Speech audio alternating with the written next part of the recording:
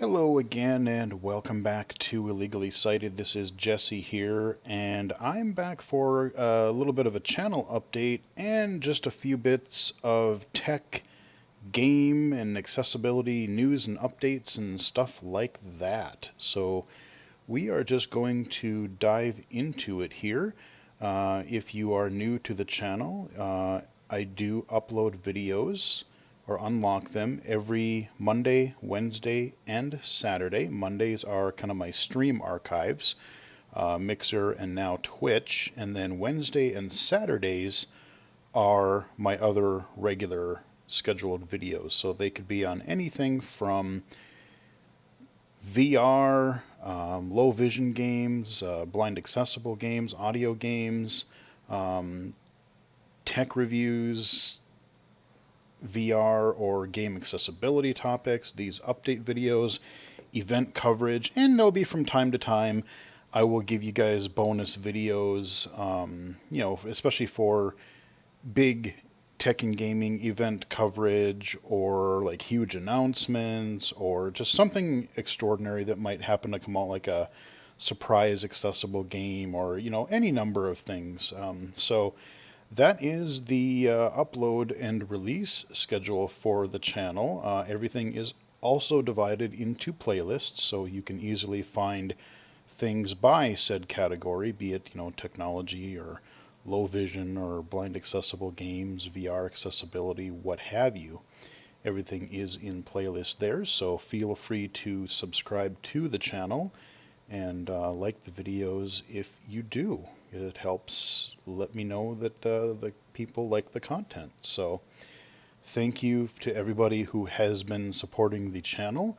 We have gotten several new subscribers again over the last month or so since I've done one of these videos. I have no idea what we're even up to for a subscriber count. We are okay, not too bad. We're just shy of 2,300 subscribers.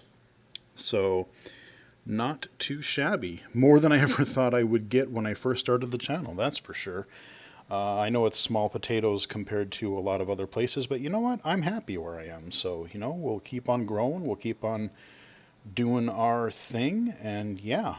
So, as far as the channel update, things are going to continue as usual. We are finally pretty much done with our Summer of Gaming event. Well, our major summer gaming events, our non-E3 2020, as it were. We did actually have a Sony State of Play event, what was it, last Thursday, as I'm recording this?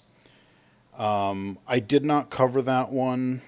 I did watch it live, and there wasn't really anything new. They didn't say that there was going to be anything new. They were basically checking in on games that are coming out soon or that are out or, that are add-ons or things like that. And there were some, pretty good news updates and things. So it was actually, fun to watch, but there wasn't anything super groundbreaking.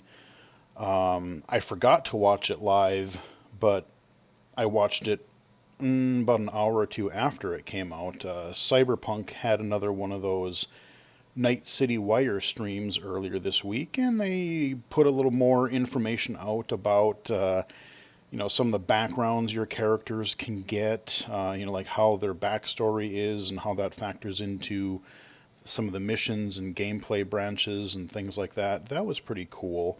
Did a little bit of overview of weaponry that you can expect in the game, guns, melee weapons, like augments, sort of a things like techie tools, all that kind of a thing. I mean, I really hope that the in-world navigation and some of the UI, I hope there's like a shred of accessibility. I mean, even if they don't go text to speech, which I'm really not holding my breath over. I could be very pleasantly surprised, but I'm just not. I mean, I want to be cautiously hopeful, but again, they share things about general gameplay, but I think one change that I would love to see in with these publisher releases of information is, it's not spoiling anything about your game as far as gameplay or story. It's not necessarily spoiling anything to let potential users know that, hey, we are adding at least some level of accessibility to our game if you in fact are, because that just tells more people that they will then potentially be able to play it. So I would love to see the trend of, these types of things getting announced right along earlier in the hype cycle so that, we can be more excited about it too. But Cyberpunk, I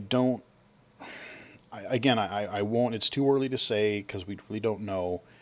I mean, it's been a few years since The Witcher 3, so it's possible they could be doing something with, even font size adjustment, although some of the UI that I've seen in some of the video clips leaves me a little hesitant to think they learned their lesson about making their tiny, tiny fonts. So I don't know what that's going to be like. But I mean, theme wise, gameplay wise, I mean, I'm very intrigued about what Cyberpunk 2077 will be. I mean, it sounds just really, really cool.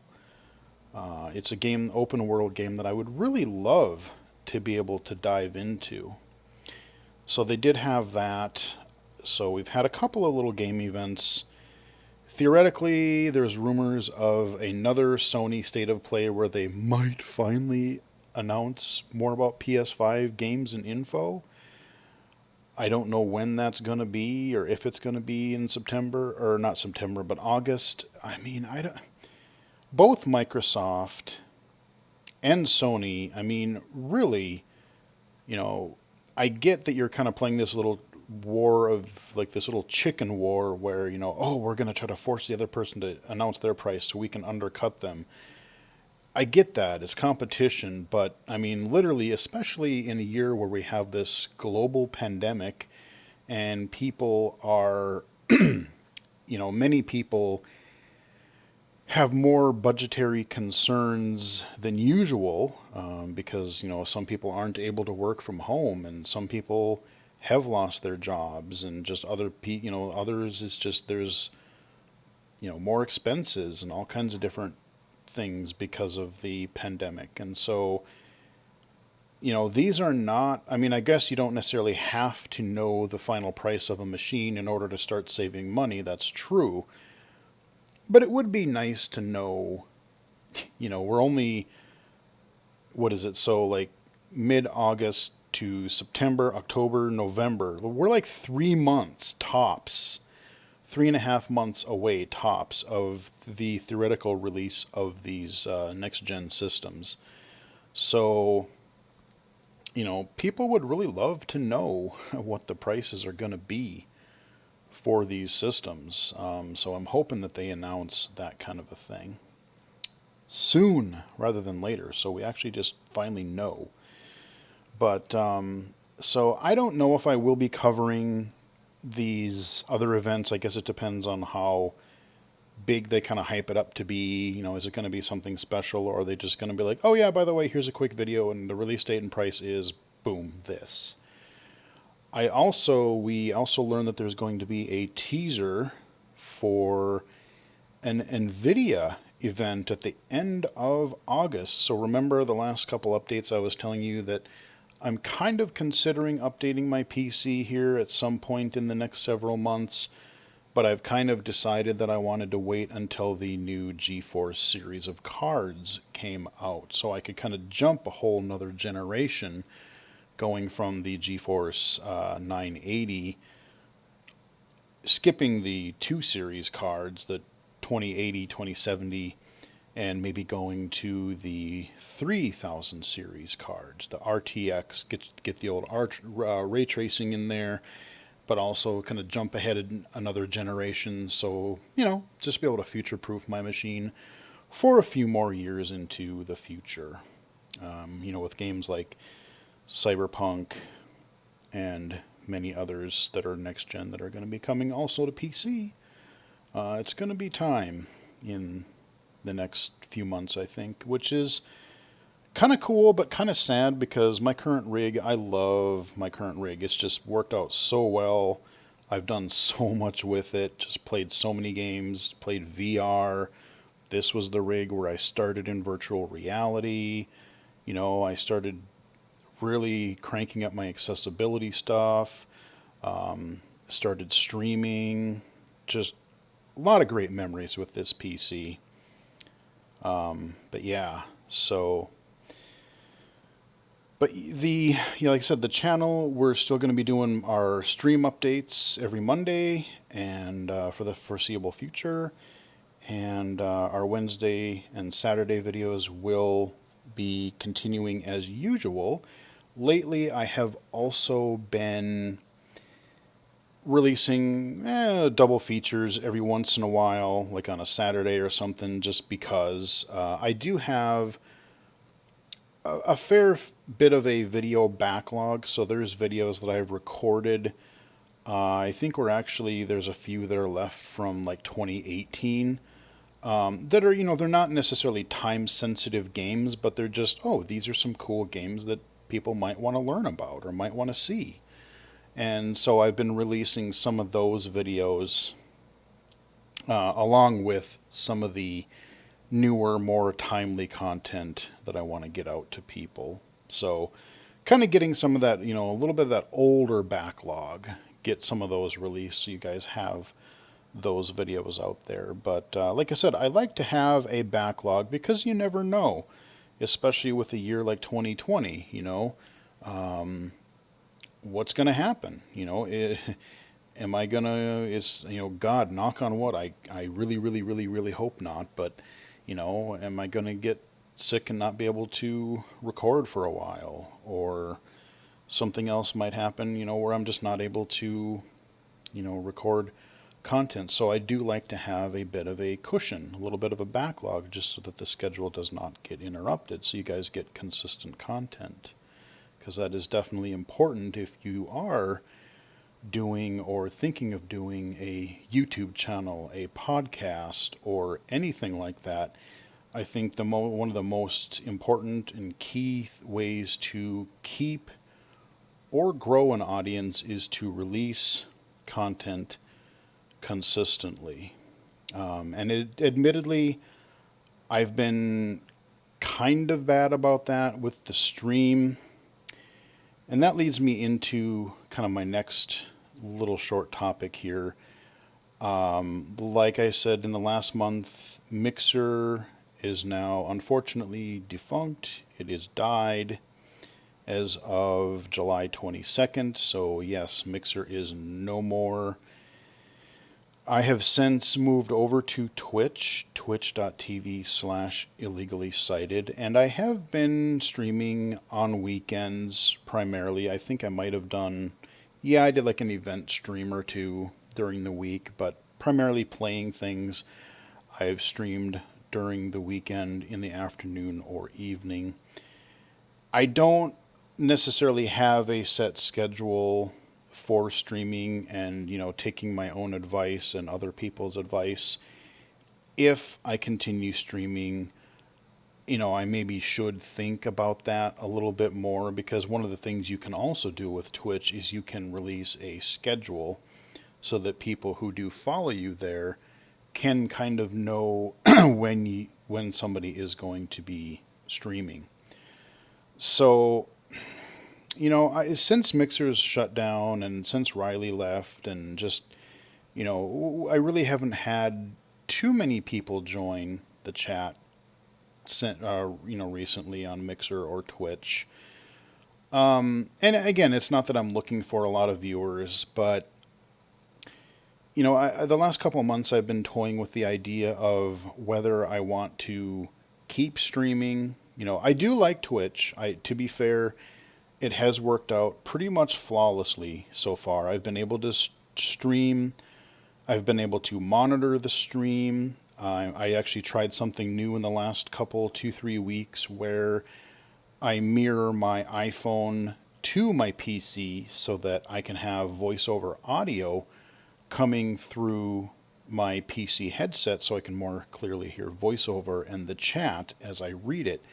And that is actually helpful for me. It's more easy for me to hear the chat, but I think it's also helpful to potential viewers because if, let's say, I have sighted people who pop into the stream and they learn that, hey, I'm a legally blind gamer, yeah, this is how I play some mainstream games and accessible games and stuff like that.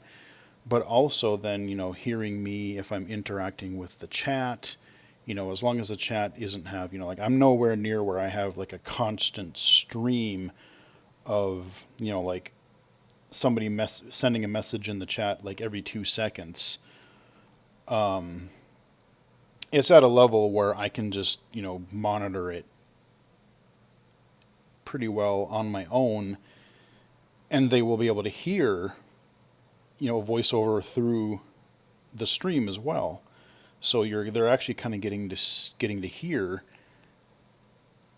not only the game itself and how I play it, but also how I can independently, monitor the chat and manage the channel stuff via text to speech.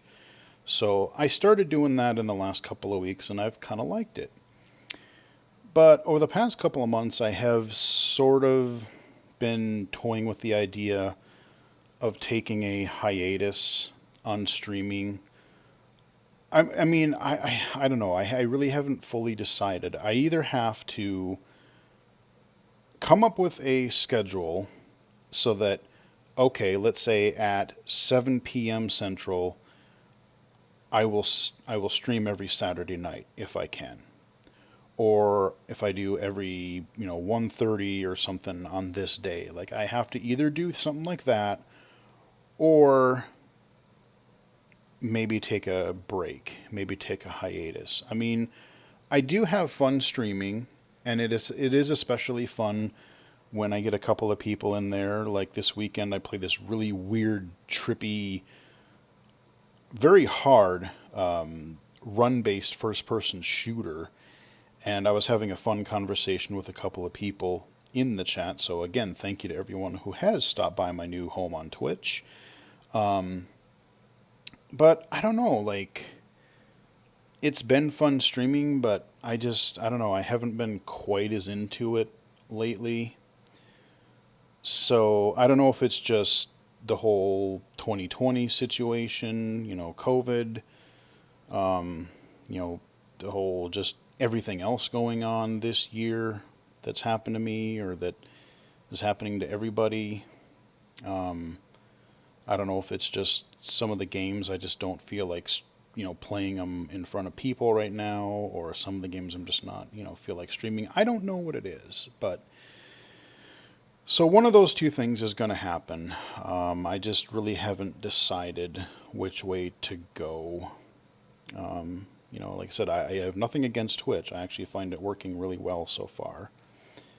But I'm still toying with the idea of either doing a little more consistency for timing, or possibly taking a little bit of a break. So I haven't fully decided yet.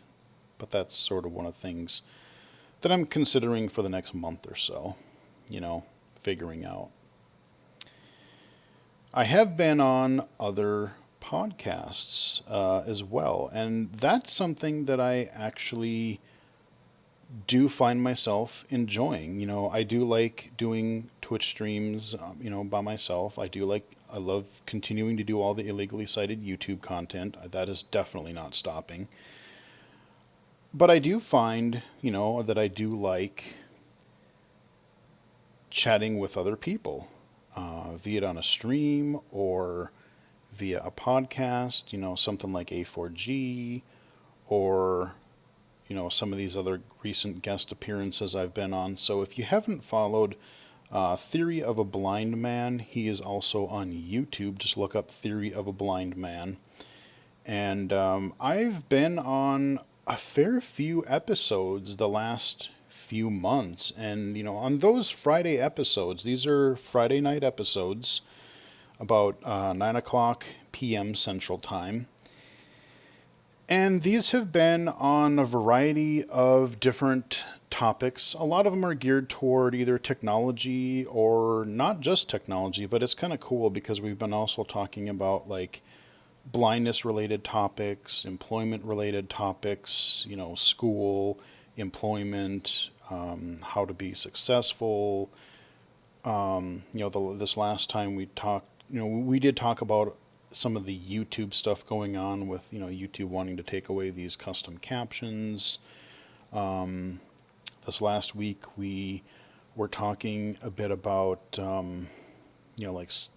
social cues that people might miss, being blind or visually impaired, just in daily life, but especially both in daily life and how that can also affect somebody. If they're, let's say, applying for a job, you are in a job interview and you have to, not only know what you're doing to earn the job, but we do live in a sighted world, and so you have to kind of appear, professional. Like you have to clue in and look at the people when you're talking to them. Otherwise, it's a kind of you may not be, but people might perceive it as you not being interested, or some people think about it as rude. So different things like that. I mean, there has been some interesting conversations with a few of his guests, and I've been on a few episodes, and it's kind of been a fun little thing. So that's another thing that I've been thinking about is, podcasting. Not sure about A4G, what's going to be happening with that, but whether it does or doesn't come back, I'm not entirely sure yet. But I do like I said, I've been invited to A Theory of a Blind Man for off and on for a little while.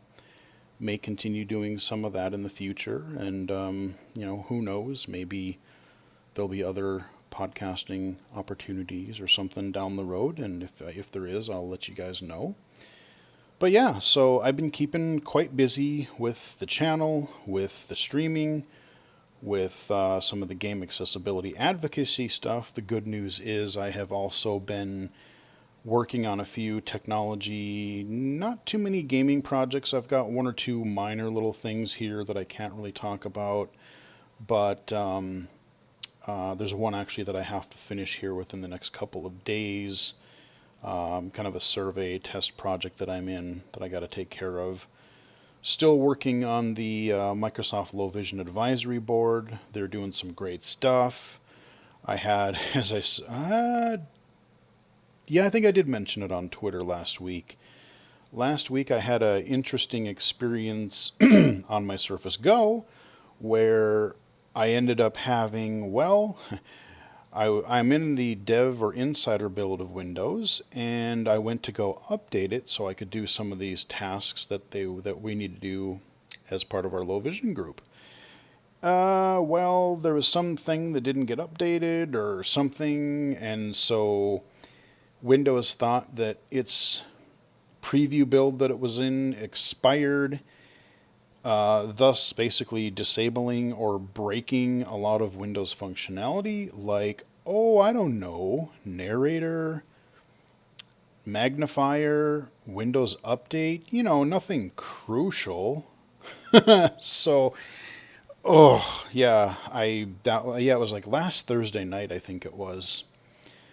I came onto that surprise. So, thank God I had NVDA installed. That still did work.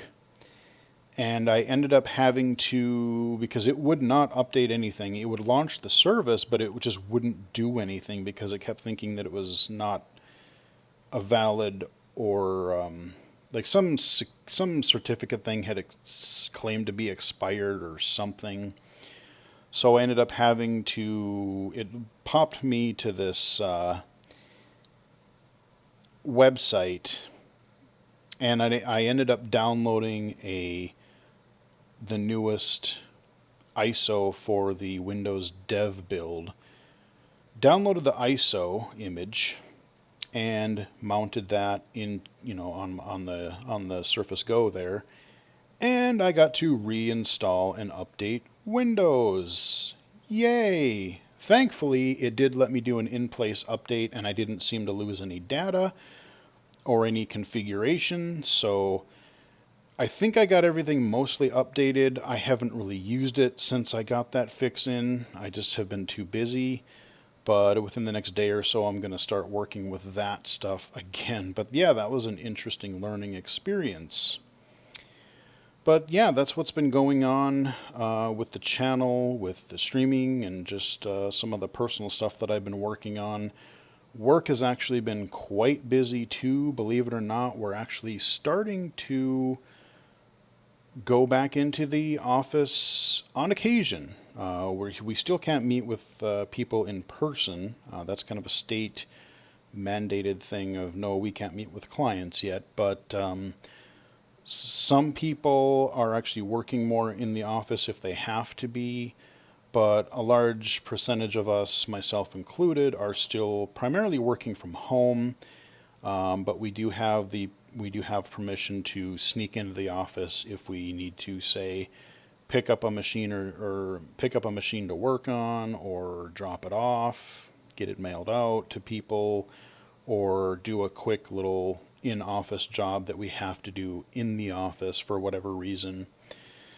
So in the last week and then today, I was actually, I've gone into the office, twice in the span of like 7 days. I know. What the heck, right? But I've only been there, the last week I was only there for like 5 minutes, went into the closet, picked up a couple things I had to grab, left. And then today I basically just dropped off some equipment so it could be sent out to people.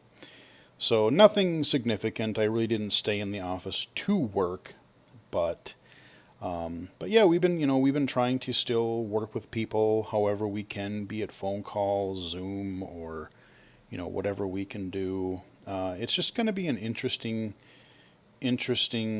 time still. A lot of us are going to be working from home, and believe it or not, when we're able to go back into the office, I'm actually looking forward to more of a mixed approach to where, we can go into the office and work on things, or we go into the field to work with people.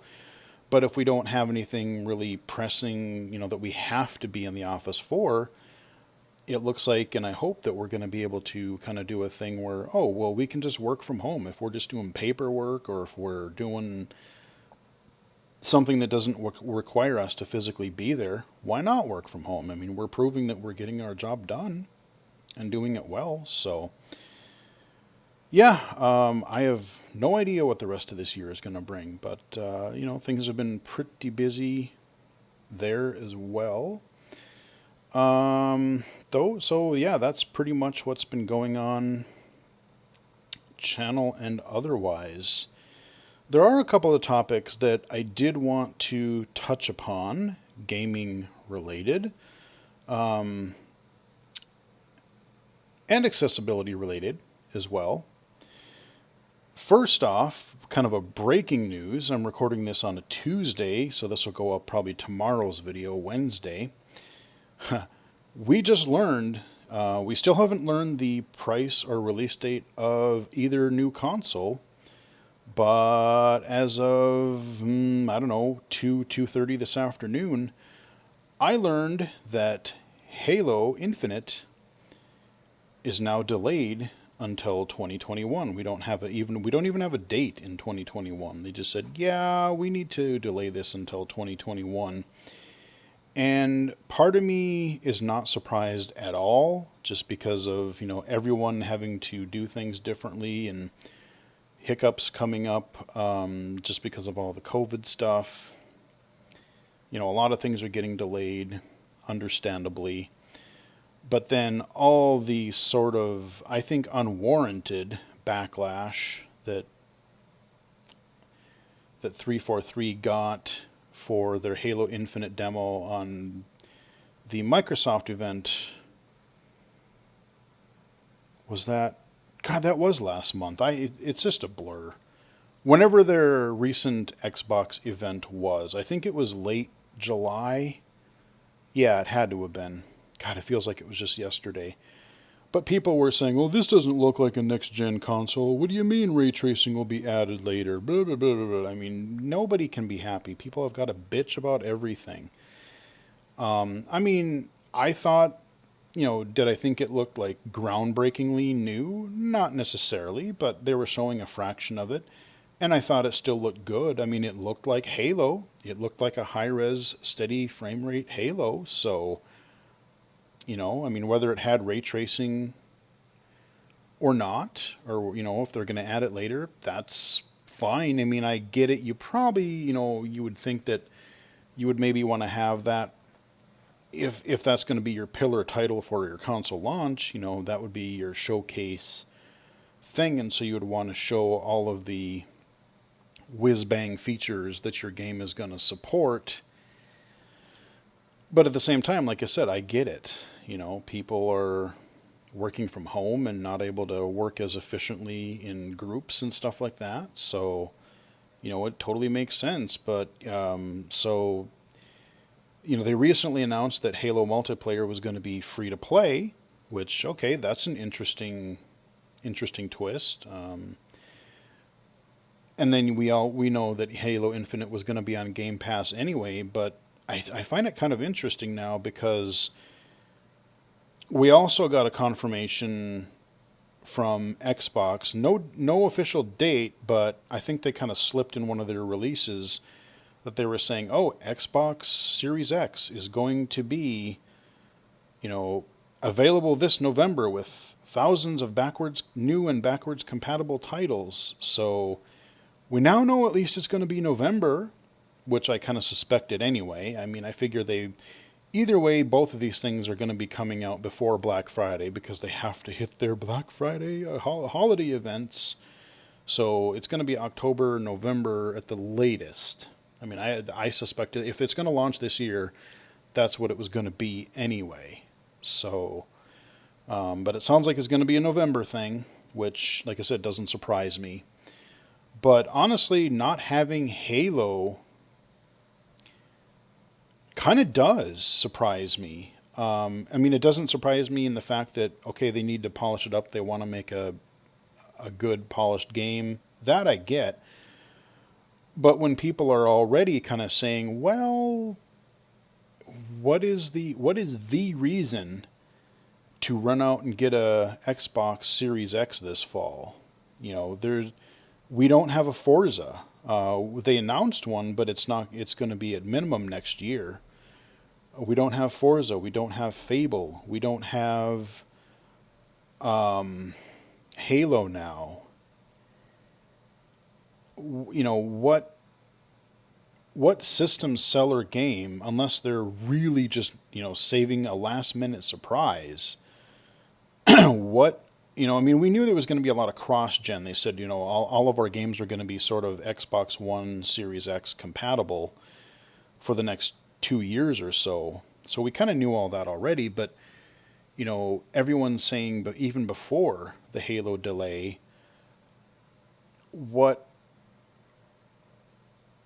especially with Game Pass Ultimate, where a lot of the same things are also coming to PC,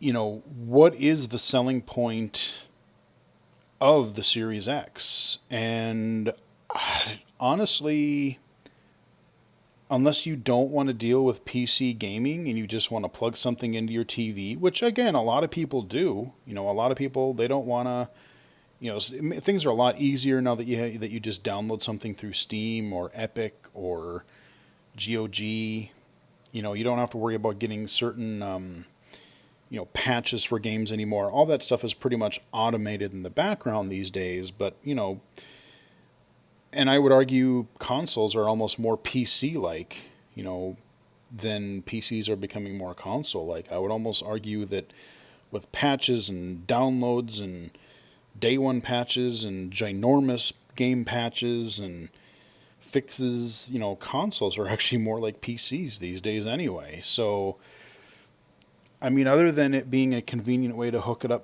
just hook up a gaming device to your TV, I don't know that there is a hugely compelling reason to run out and get an Xbox Series X this fall.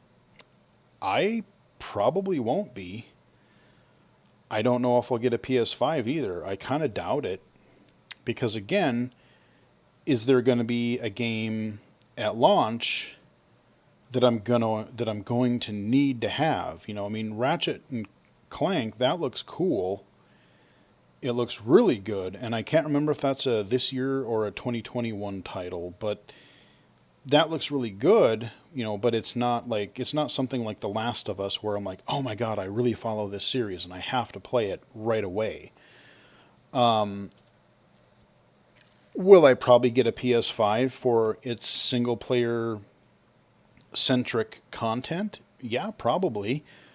But if I'm able to wait a year or so, you know, and then there'll be either a new slim model or a price drop or something, you know, that I can take advantage of, or even a bundle sale that I can take advantage of, why not?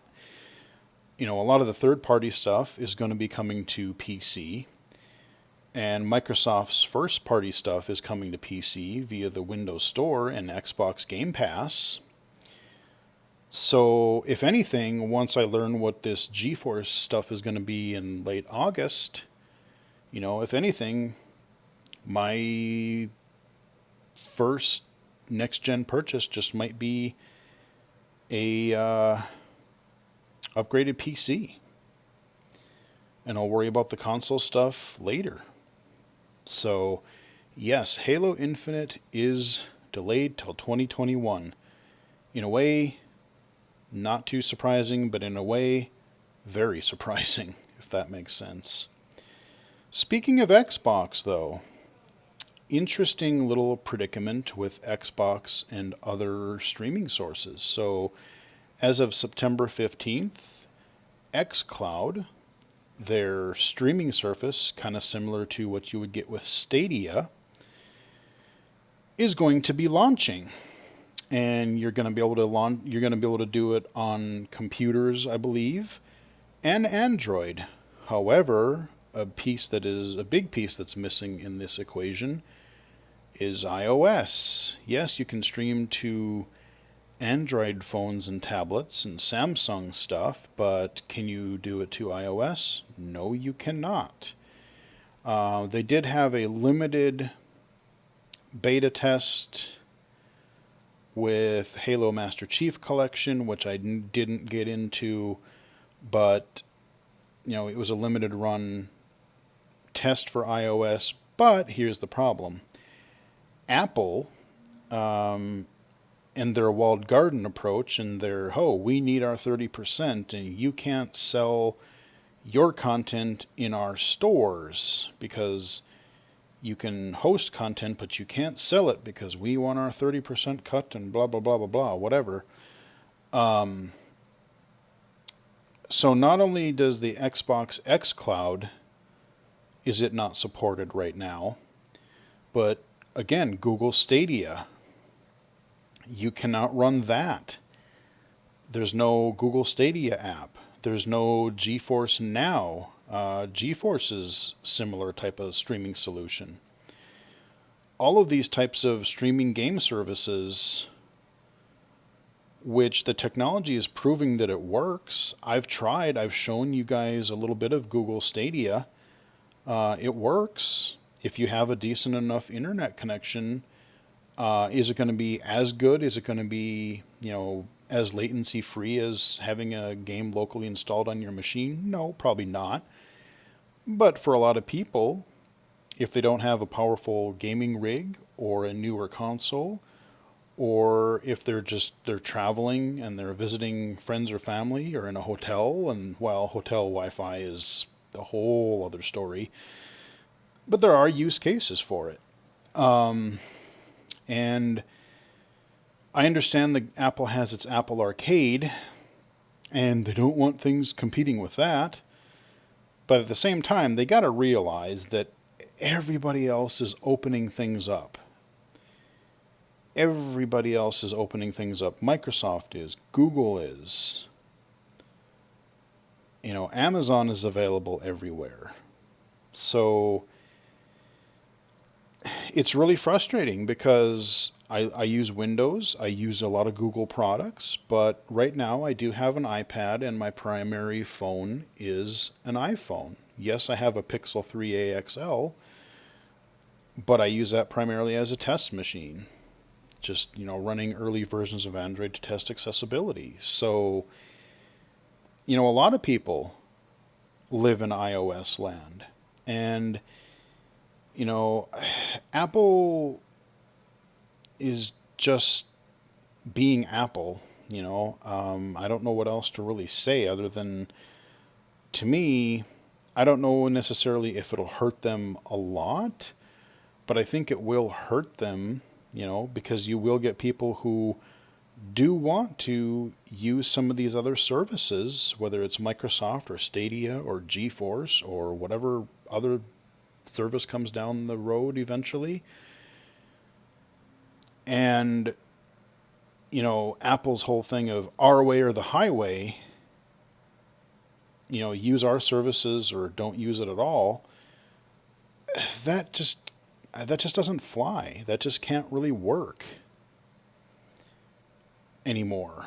I mean, they're opening things up a little bit. iOS 14, you're going to be able to at least change your default browser and mail client, but you won't be able to change default apps for anything else. Like, I can't change it to Google Assistant instead of Siri, but, they're changing that a little bit.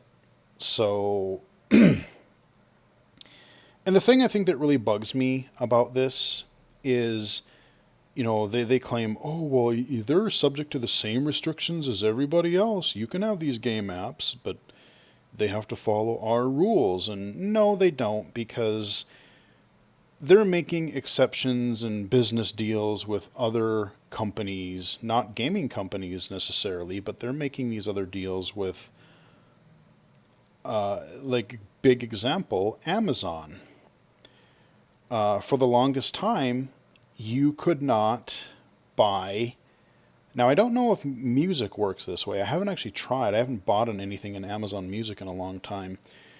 But Amazon Video, just like everything else, like with Audible, you have to go to the website to purchase any book, audiobook, with money. You can use your credits. If you have Audible credits, you can use them to buy within the Audible app now, which you couldn't do before. But the big one is Amazon Video. You can now flat out buy with real money. It just uses whatever payment method you have associated with Amazon. It's not even Apple Pay. It's just whatever your primary credit card is. If I want to buy a movie or a season of a TV show series, I can literally do that. I can and have done it now within the past few months. So, okay, you went under the table and made some negotiation with Amazon, so I don't know if they're getting a lesser cut. They're not paying the 30%, or, I don't know what their wheeling and dealings are, but, they can make that happen. But they're being their traditional closed off Apple, Apple's being Apple, when it comes to all these game services. And it's so stupid. I understand they say, well, we want to curate and make sure that things are being sold, meet certain quality standards or, safety standards, which, okay, there is some validity to that. I get that. But as far as games go, if you pull in something from Stadia, if you pull in something from Microsoft xCloud or GeForce Now, games are rated by the ESRB, by PEGI, by other rating boards. So they have at least gone, the things that are being offered or sold and streamed in these other services are at least going through some sort of a ratings process, so I don't know. I hope that there are more deals going on in the background, or I hope that Apple will pull its head out of its ass sooner rather than later. 5 years from now, it'll be like, oh, yeah, I guess we're going to do that when we should have done it 5 years ago. I don't know if that's what it's going to end up being or if it's just never going to happen. But, just with the way things are, I mean, a lot more platforms are just saying, hey, we don't care where you use our stuff, just use our stuff. And Microsoft especially. So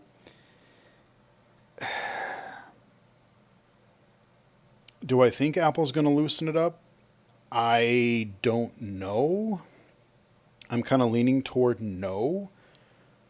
But a small part of me says I hope maybe they'll negotiate something, just because you're punishing your own users. Yes, you're losing some of your bottom line, but God, they're making up so much money on everything. They've got their own ecosystem of everything else. I mean, I'm sure a little bit of game streaming isn't going to hurt them, and especially now with iOS 13, where PS4 and Xbox controllers are natively supported by the operating system. Well, you support the controllers, support the damn streaming services then. Let us just, I don't know, just Apple, sometimes you make no sense. Sometimes you do really good things with like accessibility and other different things, and then you go ahead and you turn around and charge $700 for computer wheels or block services like these streaming services. You just do these stupid things that I just don't understand. Speaking of controllers, one of the last things that I wanted to bring up is as regards to accessibility is Sony recently announced that with the PS5, the DualShock 4 for the PlayStation 4 will only partially be supported by the PlayStation 5. So if you are playing backwards compatible PS4 games on your PlayStation 5, the DualShock 4 will work. If, however, you are playing an exclusive PlayStation 5 title, you are not able to use your PS4 controller. And there's been quite the hubbub, at least on a lot of the people that I've seen on my Twitter feed. A lot of people are mad about that. And, at first glance, you're thinking, well, of course. I mean, a new console, new controller, they're adding new features. Maybe they're using, like when they went from digital to analog triggers, or they're adding, the PS4 added the little swipe touchpad thing, and some of the new features that the new PlayStation 5 controller is going to have, the DualSense 5 or the DualSense controller. So I get that. You're going to take advantage of the new machine, and while it largely looks like, or it largely looks and behaves like a PS4 controller, there are certain things that they want to take advantage of for their new titles, and I get that. And that's the way that consoles pretty much always have been. You get a new controller, or you get a new system, you get a new controller with it, and you just move forward. But as we are looking at having more backwards compatibility support, another reason I've loved PC gaming, especially, is games that came out in 1992, 1993, Wolfenstein, Doom. Games that came out, I can still play the original Half-Life. I can play games that came out when Windows 95, 98, hell, DOS. I can play DOS games on my computer.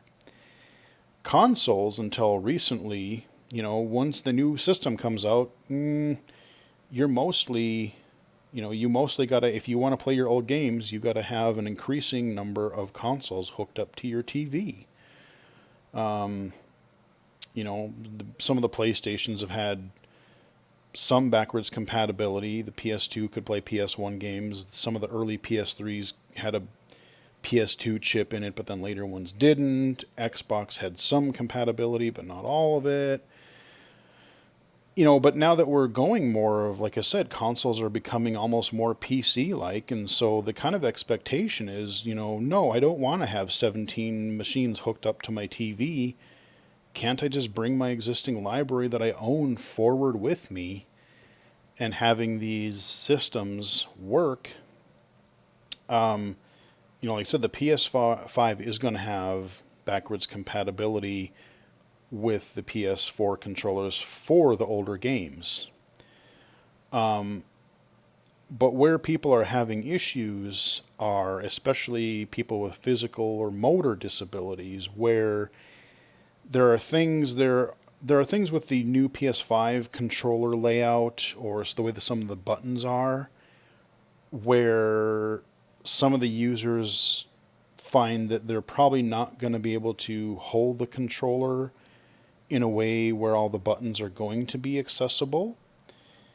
And then when Sony released, was it last year, that they called it the back button for the PS4 controller, which I'm like, what do you mean a back button? It's like, what, you can't hit the back button to go back? No, what it is it's an add-on that you attach to the underside of your controller that gives you a couple of extra buttons. Instead of buying, let's say, an Xbox Elite controller for 150, 170 bucks, that adds some of this extra configuration and extra buttons, you can buy this $30 adapter for your controller, and you have these extra buttons that you can map some of these buttons to.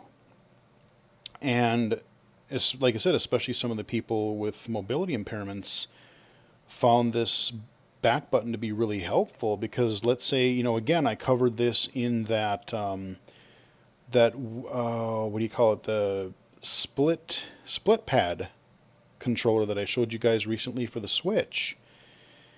You can take your face buttons and map it to some of these extra buttons on the back. So, a lot of people, for convenience, like let's say they don't like clicking the analog stick to run, so they map the run to the underside button, or they don't want to take their thumb off the right analog stick to hit the reload button while they're aiming. Totally get that. So that's just a mainstream use. But then there are actual physical disabilities where people are not able to hit all of the buttons on the controller just the way their hands work or don't work. And so being able to rearrange and put some of those buttons in other places, and the shapes of the controller and things like that, and if the triggers require more of a pull with the PS5 versus the PS4 controller, that could be harder for some users to do. So I can definitely see where their concerns are.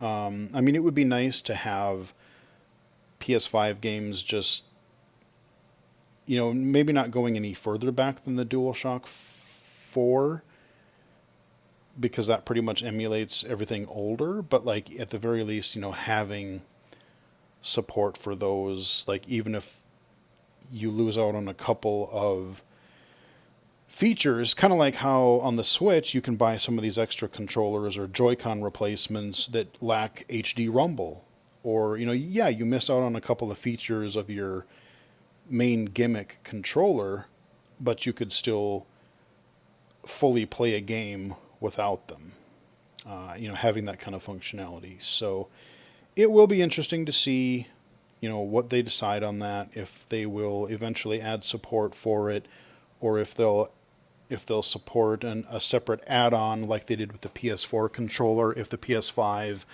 DualSense has a back button attachment eventually. I don't know. But that's just an interesting accessibility topic that has also come up that I wanted to chat about a little bit. I know it's not necessarily to do with blindness or low vision, but like I said, we want to be inclusive. We want to try to include as many people as we can, and so, this being a major type of thing, I wanted to cover that a little bit as well. So that is pretty much what I've got for today's video. Again, I hope you guys found it helpful. Hope you guys found it entertaining. New video Monday, Wednesday, and Saturdays. You can follow me on Twitter at BGFH79, twitch.tv/illegally cited, and you can find all of my other projects and whatnot at illegallycited.com. And of course, like the video if you did, and you can subscribe to the YouTube channel here at youtube.com/illegallycited. So until next time, we'll wrap it up here. Hope you guys enjoyed the video, and I'll chat with you guys again later.